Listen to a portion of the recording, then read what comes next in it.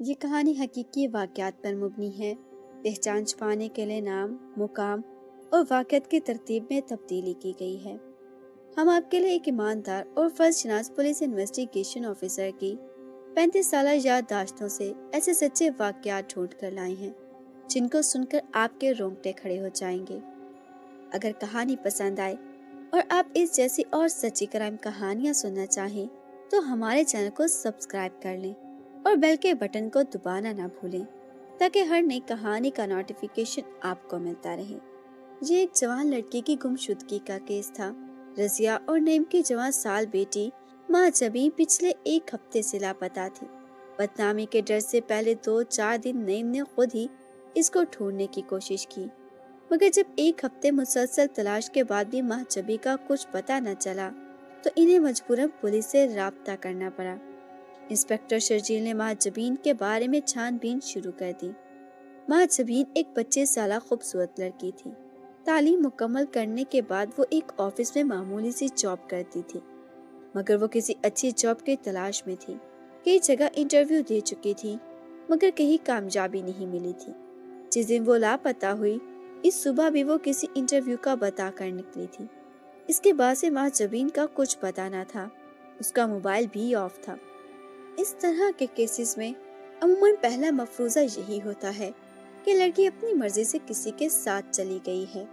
Inspector Sharjeel نے بھی پہلے اس پہلو پر کام شروع کیا، مگر اس کی بہنوں نے اس مفروضے کو بالکل مسترد کر دیا۔ انہوں نے بتایا کہ ماں جبیں سب سے بڑی اولاد تھی اور وہ چاہتی تھی کہ اچھی جاب حاصل کرے۔ وہ اپنا خود کا گھر بنانا چاہتی تھی جہاں وہ اپنی ماں اور بہنوں کو سکون کی زندگی دے سکے۔ انسپکٹر شرجیل نے ماں جبیں کی سہیلیوں سے پوچھ گچھ کی۔ انہوں نے بھی کسی لڑکے سے محبت کے مفروضے کو رد کر دیا۔ اس کی قریبی سہیلی نے بتایا کہ ماں جبیں پر اس کے والد کی طرف سے جاب کے لیے کافی دباؤ تھا۔ ان کا کوئی بیٹا نہیں تھا اور وہ چاہتے تھے کہ ماں جبیں جلد کوئی اچھی جاب حاصل کر لے۔ ماں جبیں کی سہیلی کا یہ بھی کہنا تھا کہ ماں جبیں کا باپ ایک لالچی انسان تھا۔ ماں جبیں کی پوری تنخواہ وہی رکھ لیتے تھے۔ اچھی جاب نہ ملنے پر بھی ماں جبیں کو بہت سخت سست کہتا تھا اور ماں جبیں دکھی ہو کر رو پڑتی تھی۔ انسپکٹر شرجیل نے ماں جبیں کے کال ریکارڈز نکلوائے جو خاصے حیران کن تھے۔ اس کے کال ریکارڈز کے مطابق اس کی روزانہ کئی اجنبی نمبروں سے بات چیت ہوتی تھی۔ اس کے علاوہ اس موبائل فون منی اکاؤنٹ میں روزانہ اچھی خاصی رقم مختلف نمبروں سے جمع کروائی جاتی تھی۔ ماں جبیں کے گھر والوں کے مطابق انہیں موبائل منی اکاؤنٹ کے بارے میں وہ بالکل لا علم تھے۔ انہیں نہیں معلوم تھا کہ اس کا ایسا کوئی اکاؤنٹ بھی ہے جس میں روز اچھا خاصا اماؤنٹ آتا تھا۔ ماں جبیں کے موبائل کی آخری لوکیشن اس کے گھر کے قریب بس اسٹاپ کی تھی۔ انسپکٹر شرجیل نے ماں جبیں کے موبائل کو ٹریکنگ پر ڈالا تاکہ جیسے ہی کوئی اس کے موبائل کو آن کرے ان کو اطلاع مل جائے۔ اس کیس میں کچھ ایسا ہوا جو عجیب تھا۔ انسپکٹر شرجیل کی چھٹی حس بار بار انہیں کچھ باور کروا رہی تھی مگر وہ اس بات کو پکڑ نہیں پا رہے تھے۔ ماں جبیں کہاں ہے؟ وہ زندہ بھی ہے یا نہیں؟ کوئی نہیں جانتا تھا۔ انسپکٹر شرجیل نے ان نمبروں کے چھان بین شروع کروائی اور یہ چھان بین ان کو ایک ایسی جگہ لے گئی جہاں ماں جبیں جیسے لڑکی کا ہونا عجیب بات تھی۔ تفتیش کرتے کرتے انسپکٹر شرجیل کراچی کے پوش علاقے میں قائم ایک مساج سینٹر لگژری اسپا تک پہنچ گئے۔ اس اسپا میں مردوں کا مساج کیا جاتا تھا اور یہ مساج خوبصورت اور جوان لڑکیاں کرتی تھی۔ اس غیر قانونی اور غیر اخلاقی کاروبار کو بڑے بڑے بیوروکریٹس اور سیاستدانوں کی سرپرستی حاصل تھی۔ ماں جبیں اس مساج سینٹر میں مساج گرل تھی۔ مساج سینٹر کی مالک مسز ہمدانی کے مطابق وہ وہاں ریٹا کے نام سے جانی جاتی تھی۔ اسپا میں اس کی کافی ڈیمانڈ تھی۔ اس کے کئی بدے ہوئے گاہک تھے۔ مساج سینٹر کمیشن بیسڈ تھا۔ ہر مساج گرل کو اپنے گاہک سے ملنے والی رقم کا کچھ حصہ مسز ہمدانی کو بطور کمیشن دینا ہوتا تھا۔ لگژری اسپا میں کام کرنے والی لڑکیاں مختلف ہوٹلوں میں جا کر بھی لوگوں کا مساج کرتی تھی۔ ان میں بھی مسز ہمدانی کا کمیشن ہوتا تھا کیونکہ لڑکیوں کی حفاظت کے لیے انہوں نے باڈی گارڈز کی پوری فوج رکھی ہوئی تھی۔ ہر لڑکی کے ساتھ اس کا باڈی گارڈ جاتا تھا تاکہ دولت کے نشے میں مست ہوس کے پجاریوں سے مساج گرلز کی عزت کو محفوظ رکھا جا سکے۔ انسپکٹر شرجیل اس اسپا پر ہاتھ نہیں ڈال سکتا تھا، یہ اس کے دائرے عمل اور دائرے اختیار سے باہر کی بات تھی۔ نہ ہی وہ بغیر کسی ٹھوس ثبوت محجبین اور فریٹا کے کلائنٹس پر ہاتھ ڈال سکتے تھے، لہٰذا انہوں نے اپنی تفتیش کو محجبین تک ہی محدود رکھا۔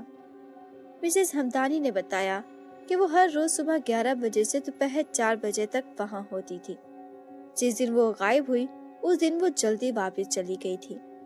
اس کے بعد وہ کہاں گئی اس بارے میں انہیں کوئی علم نہیں، مگر اتنا یقین سے کہا جا سکتا ہے کہ وہ کسی کا مساج کرنے نہیں گئی تھی، ورنہ وہ مسز ہمدانی کے گارڈز کو ضرور ساتھ لیتی۔ لگژری سپا سے بھی محجبین کے بارے میں کوئی سراغ نہیں ملا۔ انسپکٹر شرجیل نے ہر پہلو سے تفتیش کی مگر سرا ہاتھ نہ آیا۔ انسپکٹر شرجیل تقریباً مایوس ہو چکے تھے، تب اچانک انہیں ایک کلیو ملا۔ محجبین کا فون آن ہوا تھا اور اس کے موبائل منی اکاؤنٹ سے رقم نکالی گئی تھی۔ رقم شہر کے دوسرے کونے میں واقع ایک فرنچائز سے نکالی گئی تھی۔ انسپکٹر شرجیل فوری طور پر وہاں پہنچے۔ فرنچائز پر سی سی ٹی وی کیمرہ موجود نہیں تھا، مگر فرنچائز کے بالکل سامنے موجود ایک سی سی ٹی وی کیمرے کی ریکارڈنگ میں ایک ایسا چہرہ سامنے آیا کہ جسے دیکھ کر انسپکٹر شرجیل بھی حیران رہ گئے۔ انہوں نے ویڈیو کا کئی بار ری پلے اور زوم کر کے دیکھا، شک کی کوئی گنجائش نہیں تھی۔ انسپکٹر شرجیل کو اپنی آنکھوں پر یقین نہیں آ رہا تھا، مگر سچ ان کی آنکھوں کے سامنے تھا۔ محجبین کا موبائل لے کر فرنچائز پہنچنے والا وہ شخص نعیم تھا، محجبین کا باپ نعیم۔ انسپکٹر شرجیل نے فوری طور پر نعیم کو گرفتار کر لیا۔ نعیم خاصا ڈرا ہوا تھا، اس نے زیادہ مزاحمت نہ کی اور فوراً ہی سچ اگل دیا۔ نعیم نے محجبین کے قتل کا اقرار کر لیا۔ نعیم نے بتایا کہ وہ لگژری سپا میں پہلے بھی کئی بار جا چکا تھا، عموماً وہ وہاں رات میں جایا کرتا تھا، مگر اس روز وہ دن میں ہی سپا میں چلا گیا۔ اس نے کاؤنٹر پر پیسے جمع کرائے۔ مسز ہمدانی نے اس کو کمرہ نمبر 3 میں بھیج دیا۔ کمرے کے اندر نیم تاریکی رکھی جاتی ہے تاکہ گاہک کی پرائیویسی محفوظ رہے اور ایک پرسکون رومانوی ماحول پیدا ہو سکے۔ جس وقت نعیم روم میں داخل ہوا، محجبین چہرے پر ماسک پہنے روم میں خوشبو امیز دھواں سپرے کر رہی تھی۔ نیم تاریک دھواں ماحول میں دونوں نے ہی ایک دوسرے کی طرف نہیں دیکھا۔ نیم نے جاتے ہی کپڑے اتارے اور مساج بینچ پر الٹا لیٹ گیا۔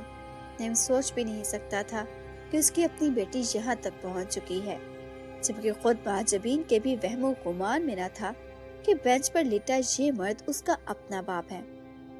محجبین نے بھی اپنا کام شروع کر دیا۔ محجبین اس کے کندھوں، کمر، رانوں کو اپنے نرم ہاتھوں سے مساج کرنے لگی۔ نیم آنکھیں بند کیے اپنے جسم پر محجبین کے ہاتھ محسوس کر رہا تھا۔ مساج کے بعد جو ہی وہ بینچ سے اٹھا، اپنے سامنے محجبین کو دیکھ کر ہکا بکا رہ گیا۔ خود محجبین بھی پتھر کا بت بن چکی تھی۔ نعیم کے جسم میں کسی نے انگارے بھر دیے تھے۔ وہ وحشت کے عالم میں اپنا لباس پہنتا ہوا وہاں سے نکل گیا۔ محجبین کی حالت مردوں سے بدتر ہو چکی تھی۔ وہ سوچ بھی نہیں سکتی تھی کہ اس کا باپ، جو دیر رات اپنی بیوی اور بیٹیوں کو اپنی تنگی کا ذمہ دار قرار دے کر انہیں ٹارچر کرتا ہے، وہ اتنے مہنگے مساج سپا میں آدھے گھنٹے کے مساج پر ہزاروں روپے لٹا دیتا ہے۔ نعیم کے بعد محجبین بھی سپا سے نکل گئی۔ اس کے بعد محجبین کے ساتھ کیا ہوا، یہ کہانی نعیم نے سنائی۔ محجبین سارا دن سڑکوں پر گھومتی رہی۔ گھر جا کر اپنے باپ کا سامنا کرنا اس کو مشکل لگ رہا تھا، مگر بلا آخر گھر تو جانا تھا۔ رات کے وہ اپنے گھر کے قریب بس اسٹاپ پر اتری۔ نعیم وہاں پہلے ہی اس کا منتظر تھا۔ دونوں ایک دوسرے سے نظر ملانے کے قابل نہ رہے تھے۔ نعیم نے محجبین کے سامنے آنسو بہائے اور معافی مانگی۔ وہ محجبین کو بات کرنے کے بہانے قریب ہی موجود ایک زیر تعمیر عمارت کی طرف لے گیا۔ محجبین سخت ذہنی دباؤ میں تھی۔ باپ کو روتا دیکھ کر اس کے آنسو بھی باہر نکلے۔ نعیم نے اندھیرے کا فائدہ اٹھا کر اس کے دوپٹے کو اس کی گردن کے گرد ایسا بل دیا کہ وہ آواز نہ نکال پائی۔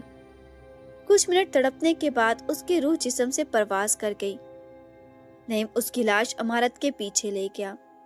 نعیم نے اس کا موبائل آف کر کے اپنے پاس رکھ لیا اور کچی زمین کھود کر اس کو دفن کر دیا۔ جب نعیم کو پتا چلا کہ مہجبین کے موبائل منی اکاؤنٹ میں لاکھوں روپے موجود ہیں تو اس کے اندر کا لالچی انسان بے چین ہو گیا اور یہی لالچ اس کو قانون کی گرفت میں لے آیا۔ انسان کا نفس اس کا سب سے بڑا دشمن ہے۔ مال اور شہرت اس نفس شیطانی کا سب سے بڑا ہتھیار ہے۔ جب یہ نفس شیطانی حرمت کے رشتوں کو تقدس کو پامال کرتا ہے تو جرم کو جنم دیتا ہے۔ اس نفس شیطانی سے بچنے میں ہی انسان کی بھلائی